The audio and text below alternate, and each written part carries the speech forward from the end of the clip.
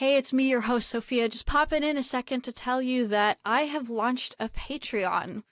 I'd love if you join me over there. I'm also going to be releasing some exclusive content, some content with either fewer ads or no ads at all, even maybe some video episodes in the future. There's more things that I'm also hopefully planning on rolling out as the Patreon community grows. So be sure to check it out at patreon.com/beforethechorus, and I'll see you over there. Before a song is released, a record is produced, or a chorus is written, the musicians that write them think a lot. They live a lot, and they feel a lot. Before the Chorus dives into the stories and experiences that shape these artists, and, ultimately, the music we hear. I'm your host, Sofia Loporcaro, and this episode's guest is Adam Melcher. The songs are more of like reflecting my memories, and like the memories are the totems, you know? Mm-hmm. But I do think that at some point, you know, maybe like when I'm like 80 something years old or 90 years old and I'm like forgetting everything, maybe I'll listen back to these and like, you know, get like a glimpse of something, you know, in there. Hey there, welcome to this week's episode of the podcast. As always, with me, your host, Sofia Loporcaro. It is so good to be back. You may have noticed that I took last week off, and that is because I was in Europe. I went to Paris and Barcelona with one of my very dear friends and had an absolute blast. It was nice to have a little vacation, but I am back in action, and I am so excited about this week's guest. This is someone I've been wanting to have on the podcast for a while because I've just always been really impressed with Adam's lyricism. I've always found that he makes really cool choices with his melodies, especially within the realm of, I guess, like folk and pop adjacent stuff. So his music is very much something that appeals to the nerdy side of my brain. And it was such a pleasure to get to have him on. He came to my house last week, and we sat down and had this really great conversation about his latest record, The Diary of Living. I'm not going to get into too much, as always, because I want to let the conversation speak for itself. So without further ado, this is my interview with Adam Melcher. The way that I read this record, it feels like the overarching theme is sort of trying to search for things to kind of tether oneself or feel meaning or feel grounded in the chaos of life. Yeah. Yeah. I think that's like wholly right. I mean, that was, you know, in a lot of these, you know, stories and whatnot, they were so chaotic at the time, but even while they were happening, I wasn't able to like really process them until like way later. And then also being able to process the journey, you know, as it was going on. It's a very complicated thing. But yeah, I think even in good moments, you sort of latch on to like memories and totems and stuff. You know, when you go on a trip, you get like a little souvenir, you know, like that. Oh, that reminds me of like, the good like an entire kitchen. That's just all shit that I Exactly. When you buy that, it's like, you're not like thinking about like the bad parts of your trip, like the waking up early or the travel. You're like reminded of like, oh yeah, that was a cool thing I did. You know, that was like an adventure that I went on, you know? Yeah. So I think that these songs are kind of trying to find the moments where I'm like recollecting, you know, the happier moments in maybe like the saddest things that have ever happened to me, but also because that's just what life is. Yeah. Do you think that these songs in their own way become those totems? That's a great point. And I thought about that while I was making them, but I think that the songs are more of like reflecting my memories, and like the memories are the totems, you know? But I do think that at some point, you know, maybe like when I'm like 80 something years old or 90 years old and I'm like forgetting everything, maybe I'll listen back to these and like, you know, get like a glimpse of something, you know, in there. Or it'll be like, wow, that person had a lot going on. I wonder what happened. And they're going to be like, Grandpa, that was you. You know, it's that sort of thing. So, yeah, I think that these songs, you know, I honestly, for me, it's actually where I've noticed that they really feel great is when I play them live. And then I can actually like it doesn't have to be like such an internal thing. It can be also an external exercise of like telling people like what has happened, but in like a really positive way somehow, you know, instead of like dousing it in negativity, which inherently it's obviously a negative thing. Yeah, I guess that makes sense because there's like live music is generally such a joyous or at the very least positive experience. So yeah, it just sort of changed the connotation. Yeah, it's very cathartic in that way, and it's like nice to just sing these songs as loud as humanly possible, you know, as loud as the venue will allow it, you know, and to be able to, you know, share the stories. It definitely, I mean, for me, there's a lot of these songs that I didn't really necessarily think would ever become out, like into the world. I was okay with them just living on like a hard drive because I felt like really good to sing and to write them. But then I think the more I shared them with people, the more I realized that other people have these same experiences, you know, and it wasn't as individual, and it kind of felt more like, without sounding too like pretentious, like almost like a responsibility and like an accountability to like my personhood to like show people who I am. Totally. I mean, that's kind of why I do this podcast, because I really want to center on those stories and elaborate on them more. You know, it's in my own pretentious / cheesy mindset or whatever.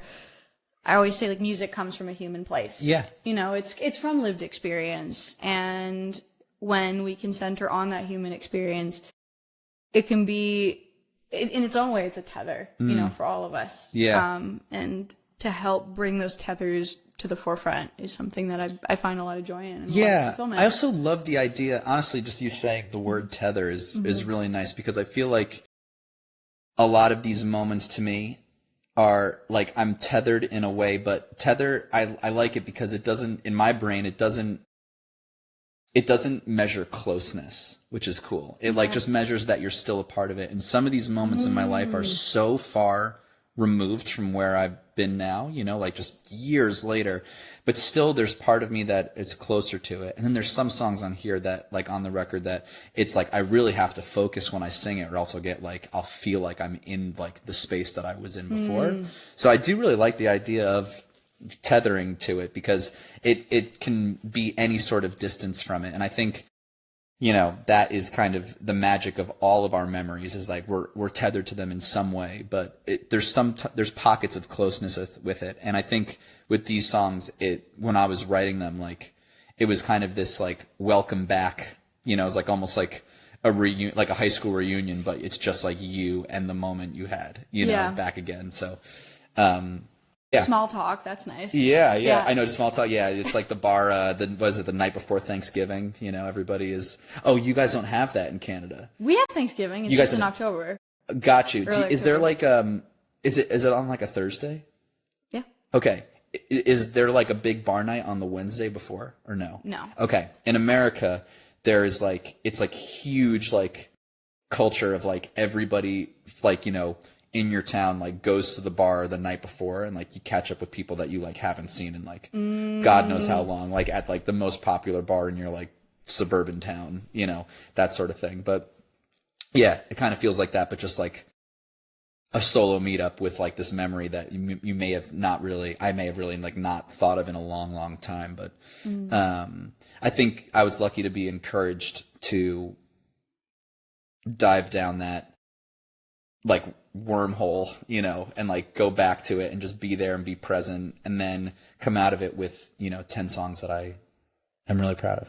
Good. Yeah. You know, speaking of the concept of tethers, I think the reason that word kind of clicks for me is because of, well, one of my all-time favorite songs is 3rd of May by Fleet Foxes. Okay, very cool. There we go. There. Fleet Foxes, yes. The boys. But there's a line in it that says, I am only owed this shape if I make a line to hold. And actually, the first ever tattoo I got for the camera. Oh, yeah, there we go. What a great line. So great. I mean, like, Robin's like an unreasonably good songwriter. Yeah, I know, it's unfair. I know.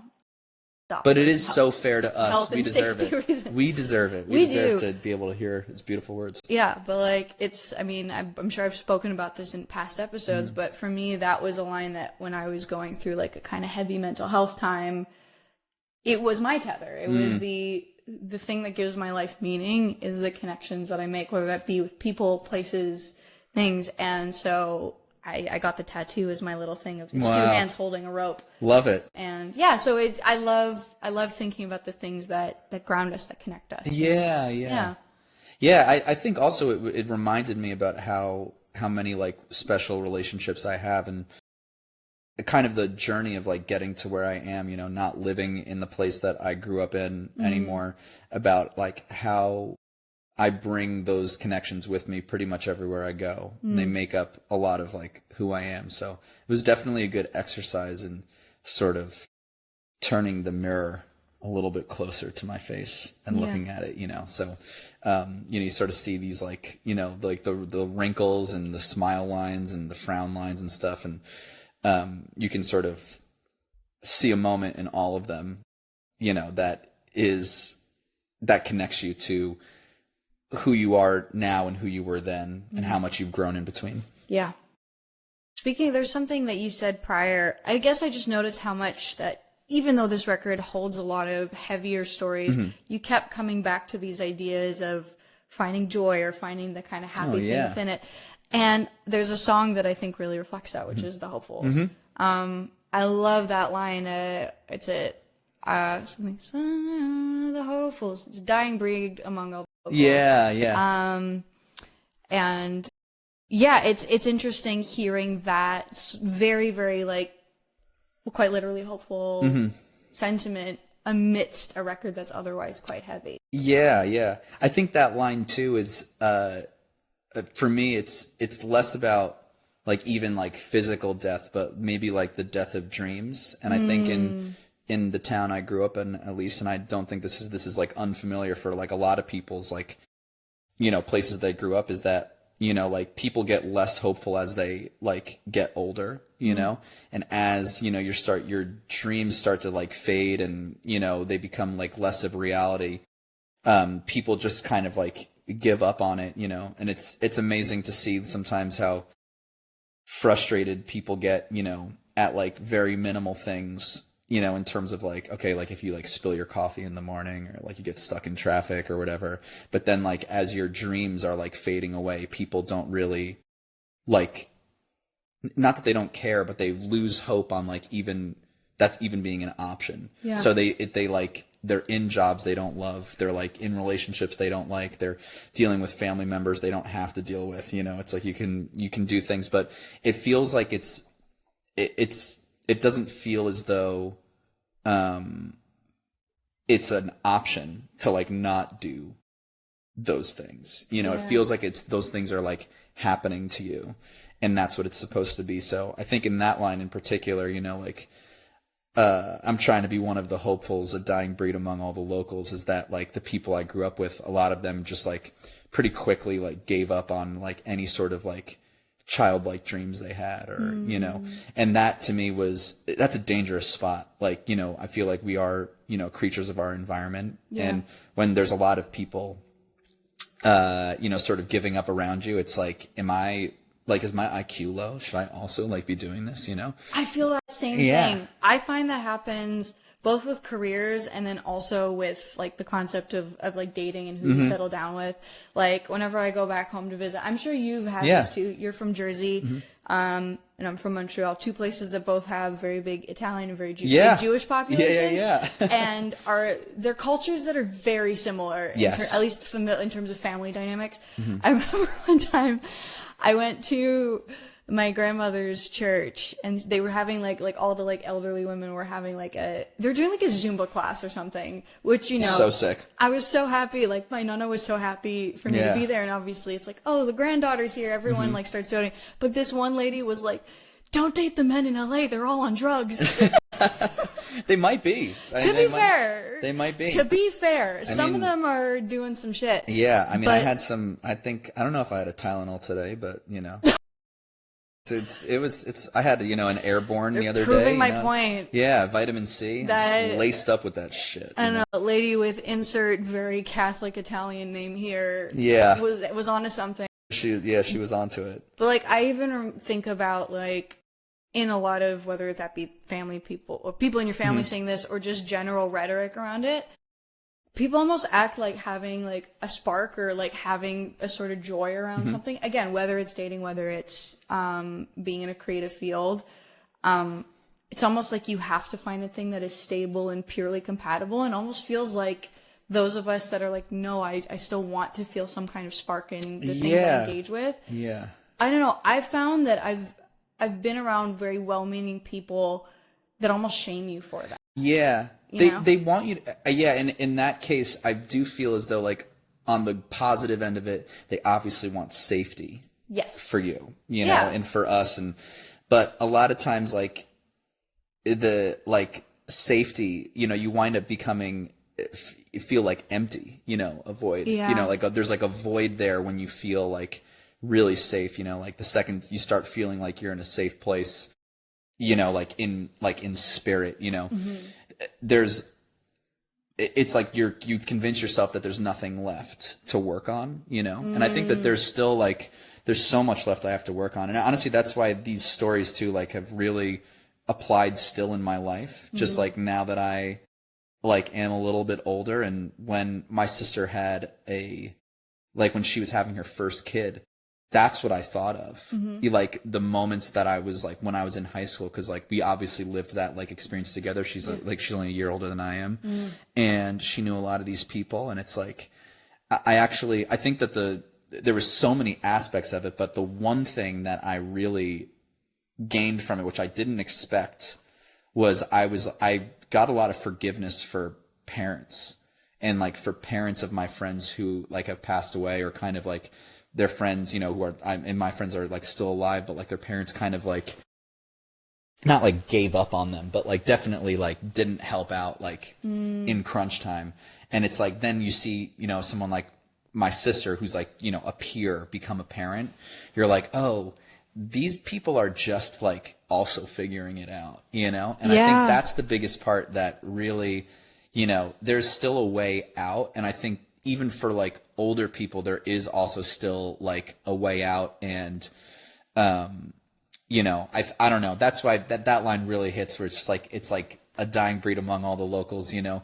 It's hard to like instill that confidence back in yourself. And I was lucky enough to like the mindset that I had when, you know, when my friends like, you know, passed away, or they weren't around as much anymore, was like, okay, I'm going to actually like push further in the thing that I want to do, because life is so short, you know? And that's something that doesn't happen a lot, you know, like when someone wrongs you, a lot of people, you know, or when someone wrongs somebody, a lot of times the reaction is, oh, well, that's how life is. So now I'm going to like instill that sort of mentality, you know, the world's so negative and whatnot, you know? So I think it's really nice and refreshing to hear that, honestly. Yeah. But I also think there's not a lot of, I've definitely written songs of like, oh, my friends are dead, woe is me, you know? Yeah. And that's for me, that was like an easy thing to like put down on paper, and to be like, oh yeah, I need this release, you know, and stuff. But it actually took me a lot more time to sort of reflect on these things and being like, okay, besides just this moment of what's happening, like how is like, you know, we've seen the problem. How do you sort of like find a solution? So I think this album to me is very solution based. Yeah, you know? I could see that. I love that the music that is heavier, that lets itself sit with sadness, exists, as well as the music that is more. Totally. Because I think where we as human beings get in trouble is whenever we get stuck in one or the other. Yeah. You know? Like, even like hope is a wonderful thing. Having a little bit of cynicism is not a bad thing. No, it's not. Survival. Yeah. It's just when you get lost in it, and same on the other end of the spectrum. Absolutely. That's a great point. Yeah. So it's just, everything is such a balance, and that's what people are bad at. Yeah. All the time. Guess where do I want to go next? I think I'm actually going to talk about the first song with the last song. Yeah. So I'm going to come back to that later. Cool. But I think, you know, we did talk a lot about the solution-based aspect of this, which I think we do get, yes, with like the hopefuls. I think Dead Right kind of gives us some of that as well. Yeah. What I think especially is interesting about a song like Dead Right is that it comes after Suburban Siddhartha, which is much more like, I don't know what's just happened. Yes. I'm still processing it. And I found that I noticed there was a lot of things that felt like unfinished or unexplained stories, and dealing with how we can easily get stuck in a loop until we manage to process. Yeah. I think the unfinished nature of those stories, like especially in Suburban Siddhartha, obviously, like that one to me was, you know, like the lyrics in that basically I had when I was like, it was like the first like real, actually it wasn't the first funeral, unfortunately, but there was one of the first times where like there was no open casket. It was like, it was just like an urn, you know? And I was just like, oh man, like this person just turned into like a photo, like on a shelf. Yeah. And like there is this weird part of me, but I guess like maybe it shows how like maybe positive I was at the time. Even I was like, you know what? Maybe there's like some worlds like where if I just imagine this as like this person just like went into like witness protection program and like just went out and did something else. But there is like a little bit of like of that in the world. And I think the idea that I was trying to like convince myself of is that like people are more than their time here. You know, people are more than their body. And that was like, now it's something that I feel like is like totally true. There's like sometimes you can feel certain things, or you feel certain people like join you on some, you know, like even if it's for like 10 seconds and you're like, okay, this I'm reminded of, like, don't do this because this person says not to, or this person is telling you that story, you know. So but yeah, with Dead Right, the Dead Right is really fun to me because that was about a friend who had cystic fibrosis, which I don't know if you know what that is, but okay, it's to the listeners, it's something that usually people don't live past like the age of like 13 when they have. And like my friend Wes, he did like his Make-A-Wish like literally when we were in middle school. Like his favorite band like came, I think it was Alkaline Trio. I don't know if it's like one of these MySpace bands, you know, back in the day. I'm sure they're still crushing it. I don't mean to insult them at all, you know.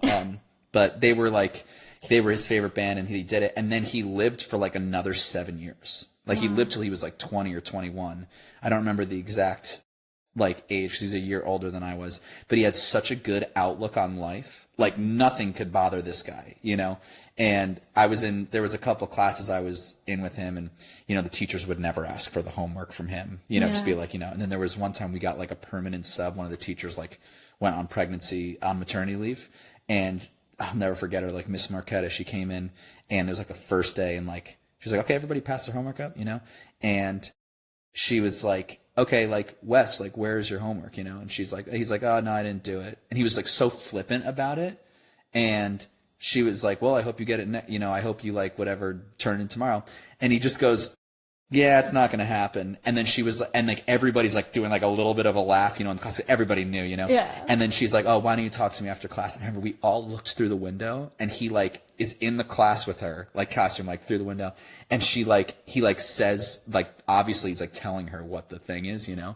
And she just like puts like her hands in her head, and, you know, and he kind of puts his like hand on her back and says, oh, it's okay, you know, it's like totally fine. And then from then on, she did not ask about the homework anymore, you know. And I think like having that, you know, sort of like, just like, oh, like, are you like, there was one time we got like super high, and I drove him home, and I was like, oh, like, are you scared of like this, you know? And he's like, no, I've lived like my whole life knowing that it will happen. And he's like, it's kind of nice to have a deadline, because like then you kind of like, you know, you're just living your life to the fullest at all times, you know? So he was like my one friend who was always smoking cigarettes, which is so funny because it's like a lung disorder, you know, in that way, or like that's where it really damages. So I think having, you know, like there's some people who in this life are like, you know, they live till they're, you know, 100 years old, and they're dead wrong. And I was like, okay, well, this person like was totally dead right about like all of these things, you know? And so, and I also, there's a little bit of like wordplay in those things where it's like,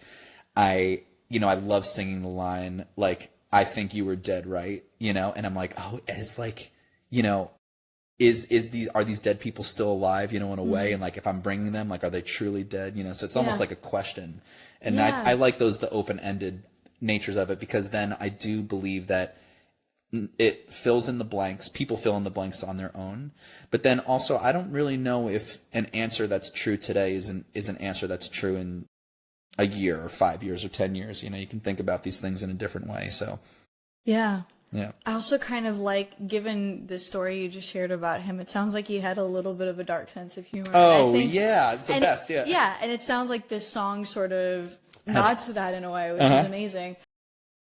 There's this comedian I really like named Daniel Sloss. He's a Scottish comedian. He's put out, he has like 3 specials that are all on streaming. Mm-hmm. And one of them, he talks about his younger sister who, I don't remember, it wasn't cystic fibrosis, but I think it also starts with a C.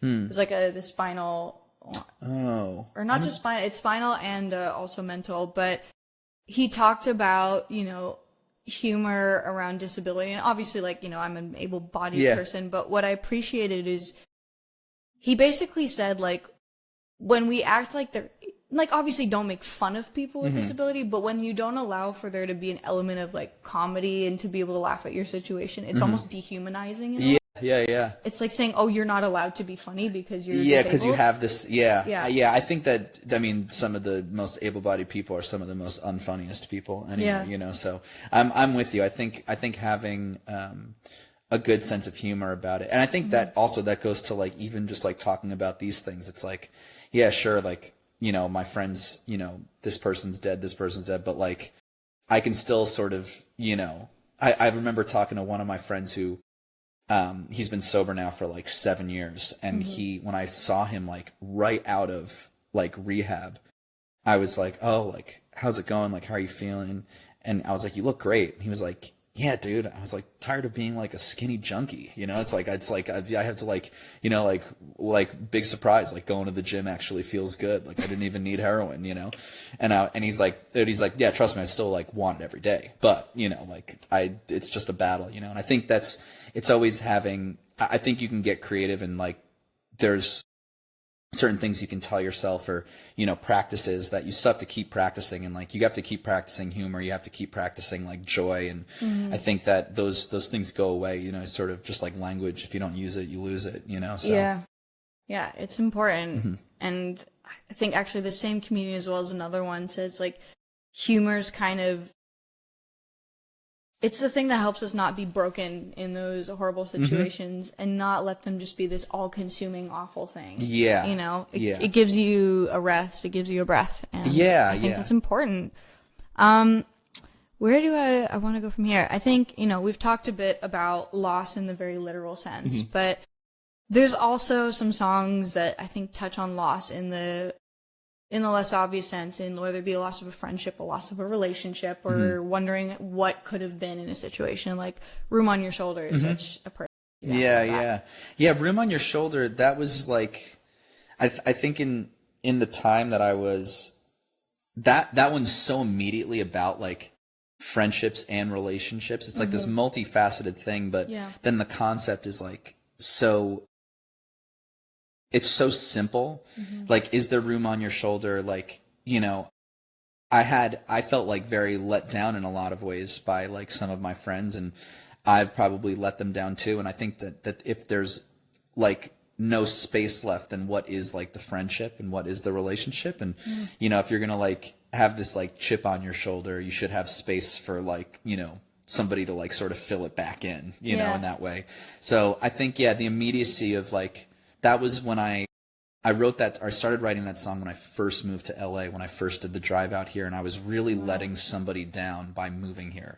She felt like I was like really giving up on her, you know, and I was like, but sometimes like those hard decisions like are what makes, like, she's so much better off now, and like as am I, and I think that, you know, those, like, that's kind of what I like started the song, but then it took me a long time to finish it. I started writing that in 2018, and then we just finished it like 2024, you know, sort of thing. So, but I think we all, like, for instance, when Mountjoy and I started writing that, they had just put out their first album, and now they're on, like, now I think their 4th album is coming out tonight. So it's like, it takes a long time, but I think friendships take a long time and relationships take a long time to really develop that trust. And I think that's what I really love about that song. It's kind of like more than just like the song to me, you know. So but it's still one of my favorite songs, and I think that having a little bit of uncertainty like goes a long way. I think like, again, like the answers in life aren't going to like immediately just like show up one day and like everything's going to be great, you know. Even when you get some sort of answer or a boundary or something, you know, from somebody, you still have to work on it and practice it. Yeah. There's a balance in between, you know, stepping away from things that don't serve you versus allowing people to be imperfect. Yeah. And the imperfections are really like that's what I'm interested in the most, you know. I think like, cuz that once you find that everybody is imperfect, then like everybody is beautiful in that way, and like everybody can be like value and like, you know, they don't have to be, you know, rock solid all the time, you know, if you like know that and you can feel that in yourself. But that's also, it just comes with time, you know. It's like the only thing you can like really figure out. And I don't know if I'd be able to write like Room on Your Shoulder completely at the time that I like started writing it, you know, in that way. And some songs take a day and some songs take like a lifetime, you know. And that song kind of found its way in like almost 2 full Olympics, you know, in that time zone. So that's it. That's the way we measure time. We measure a thing by Olympics. Yeah. Are we counting both winter and summer, or are we going by summer? No, I got every 4. That's 4. What I Got you. That's important to distinguish. Yeah. One song that's somehow both the outlier and the title track for me is Diary of Living. And the reason I say that is because it's the only song that doesn't feel like it's autobiographical, or at least the way that it's written. 100%. So why is that, and why is that one the title track? Yeah, I actually think that the Diary of Living, the song was separate to me as like the song then to the title track. I think when I wrote the song and then I saw it, it actually like meant so much more to me as a title, because it kind of has the word die in it, and then it also has living, you know. And it's like the Diary of Living encompasses all of these things, you know, like death and life, and you know, but the song itself actually wound up being, I wrote the song with Bruno Major, my friend Bruno, about, you know, we were just kind of had like this made up situation, you know, and I was like, oh, this is like kind of fun to just like go down this like, you know, Amelia and John story, you know. It's more Amelia vibe. But I think that once we finished it, I was like, wow, the context of this song fitting in the story that's where what I was talking about, forgiveness for parents. And I think that a lot of, when I was young, I was really blaming parents for like not doing anything about like their kids like being addicted to drugs, you know. And I remember like at the time feeling that way and being like, oh, their parents don't give a shit, like you're not doing anything about it. But back when that was happening, when I was in high school, like I might really age myself here, but like the internet was not like a viable place just yet to find everything you could ever imagine. So like to like find help for your kids, like what you had to do was ask somebody and like, or call somebody and being like, hey, my kid has a problem. Like it was very, now like if you think that like even just like the thought passes your brain, just look it up on Google. You don't have to like involve anybody. But for there, it required a sense of like admission that like people were like not ready to do, you know. And like it was a lot more frowned upon, like your kid being addicted, or like, you know, now people like, it's almost like, you know, now AA is like it's like a cool badge of honor. It's like, oh shit, like you're really working on yourself. That's amazing. You know? Or it's like how everyone on Hinge is like, I go to therapy. I know. Way different than what it was in like 2012, 2011, you know? I mean, as someone like I mentioned I have ADHD. I got diagnosed with OCD when I was 11. So I've been in therapy since I was a little kid. And it's something I talk about a lot on this podcast because, I mean, mental health in music comes up constantly. But as someone that has a very intimate relationship with therapy and with mental health conversations, I've watched how the dialogue has changed so drastically, simply in, you know, how comfortable I've been talking about it. I was very fortunate that my parents were the ones that encouraged me to get into therapy. And in large part because I have another family member who's a few years older than me that also has OCD. And so my parents had seen their family go through it. So I kind of almost got lucky because the other ones, it was almost like oldest child syndrome. Yeah, they walk so you could run, exactly. kind of. Yeah.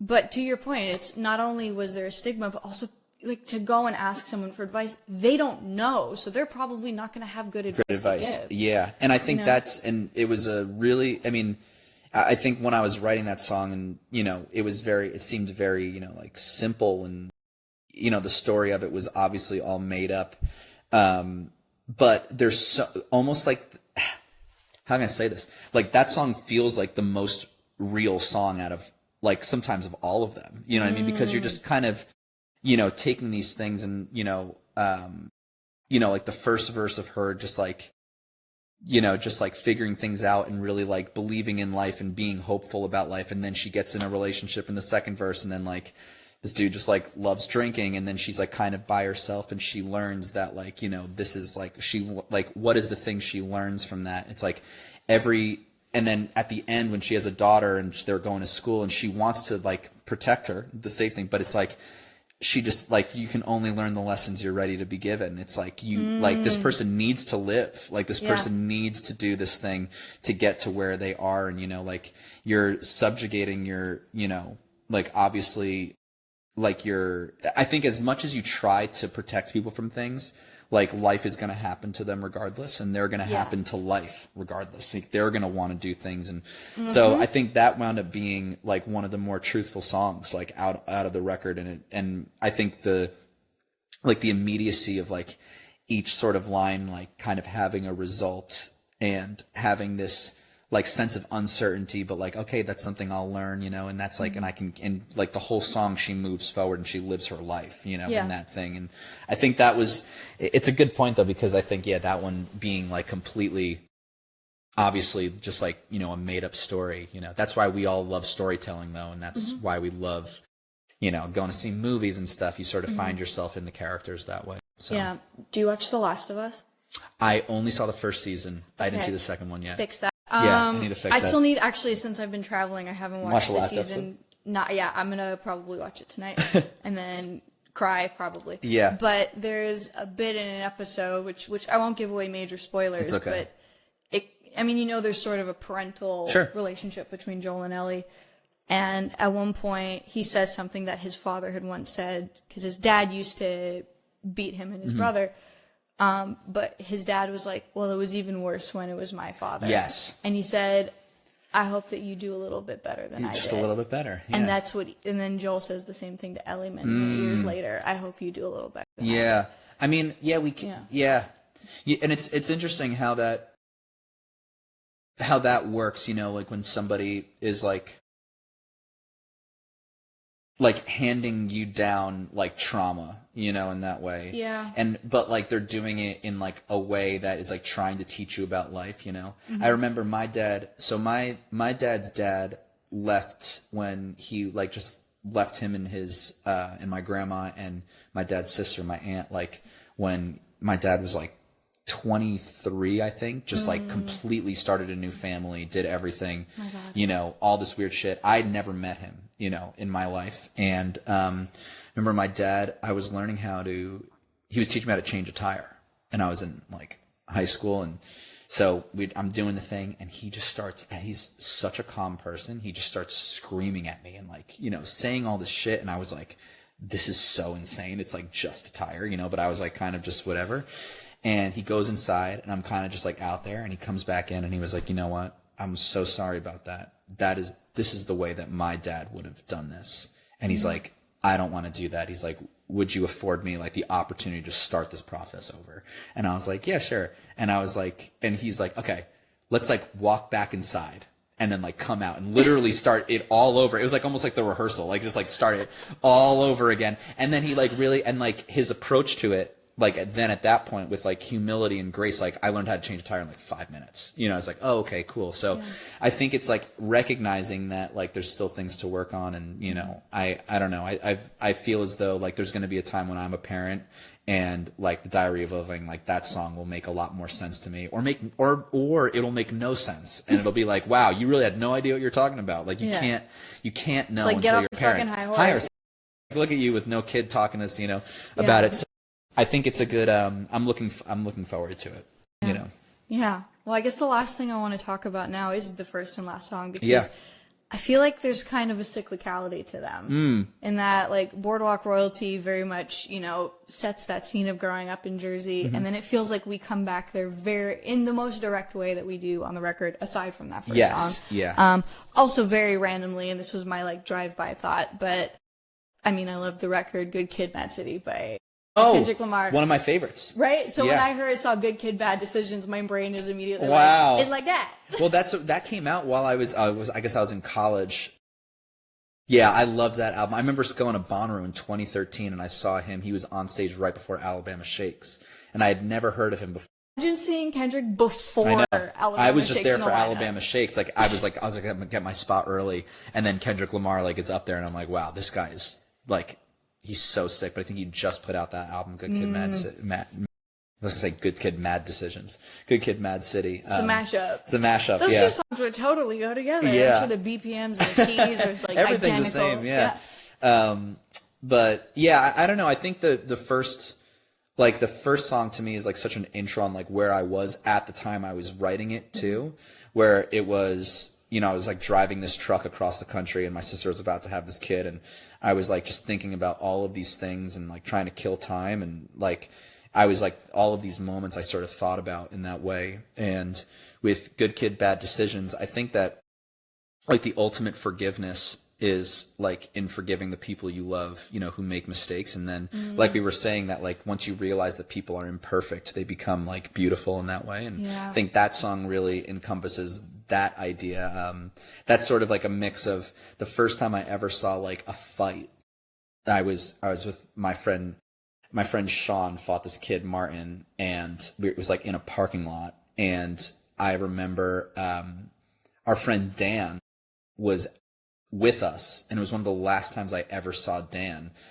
He had a really, really hard life, and he wound up passing away. He was like the first person to pass away like in like my life, really, that I knew. He was like, I think 15 or 16. We were like sophomore. He was like a sophomore in high school, and this happened like right before then. And it was like, it was so funny because he was like so encouraging of like our friend Sean. Like it was just so interesting. But like I remember like afterwards walking back with Sean like after the fight happened, and I was like, dude, what are we doing? And he's like so jacked up, and his mom saw his face, and she was like, you could have been like killed, you know, whatever. Like if your head hit something. She was so mad, you know.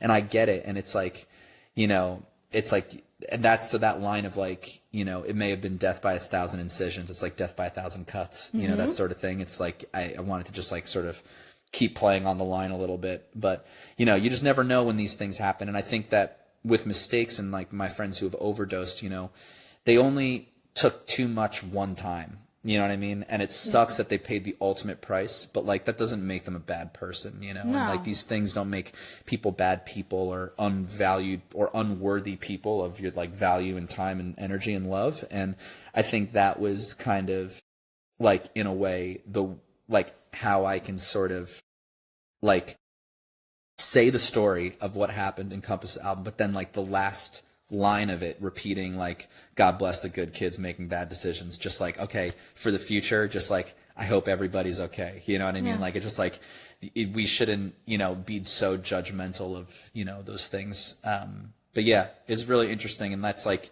if I had to like leave this, like, if I had to like leave my nephew with like any message about this life, like it would just be, you know, like there's going to be good people who like make mistakes, and like that's just like, you have to just learn how to like forgive them and forgive yourself, and like that will always be, you know, I think that will be the easiest pathway to happiness. The Diary of Living is available now wherever you normally get your music. This podcast is hosted, edited, and produced by myself, Sofia Loporcaro, and the artwork is by Meg Wilford.